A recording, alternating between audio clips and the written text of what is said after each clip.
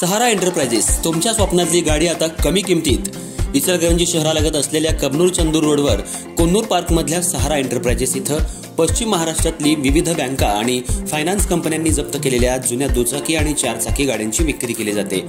Showroom किमतीपेक्षा 25 ते 50% पर्यंत कमी दरात उत्तम स्थितीत आणि संपूर्ण कागदपत्रांसह त्वरित डिलिव्हरी।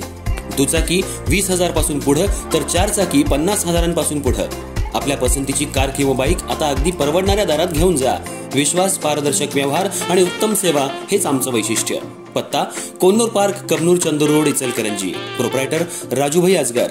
संपर्क 8055810910 आणि 9860785786। सहारा एंटरप्राइजेस, दर्जा, विश्वास आणि बचत यांचं परिपूर्ण ठिकाण।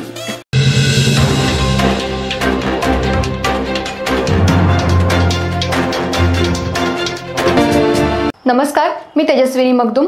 एम मराठीमध्ये आपल्या सर्वांचं स्वागत आहे। पाहूया ठळक घडामोडी। इचलकरंजी शहरातल्या भोनेमाळ परिसरात इंडस्ट्रियल इस्टेटमध्ये काल रात्रीच्या सुमाराला तरुणावर त्याच्याच मित्रांनी प्राणघातक हल्ला केल्याची धक्कादायक घटना घडली। या हल्ल्यात सचिन आंबी, राहणार जुना चंदूर रोड, इचलकरंजी हा युवक गंभीर जखमी झाला असून सध्या त्याच्यावर आयजीएम रुग्णालयात उपचार सुरू आहेत। सचिन आंबे आणि त्याचे काही मित्र भोनेमाळ परिसरातल्या इंडस्ट्रियल इस्टेट भागात बसून गप्पा मारत होते। यावेळी किरकोळ कारणावरून त्यांच्यामध्ये वाद झाला। सुरुवातीला सुरू झालेल्या शाब्दिक वादावादीचं रूपांतर पुढे रागाच्या भरात हाणामारीत बदललं। संतापलेल्या मित्रांनी सचिनवर लाकडी माऱ्यानं मारहाण केली। या हल्ल्यात सचिनच्या डोक्यावर आणि शरीरावर गंभीर दुखापत झाली। या हल्ल्यानंतर सचिनला गंभीर अवस्थेत मारहाण केलेल्या मित्रांनीच आयजीएम रुग्णालयात उपचारासाठी दाखल केलं असून या घटनेमुळे शहरात एकच खळबळ उडाली आहे। दरम्यान शहरात लहान सहान कारणावरून वाढत्या हाणामाऱ्या आणि तरुणांमधील हिंसाचाराच्या घटनांनी शहरवासीय चिंतेत आहेत।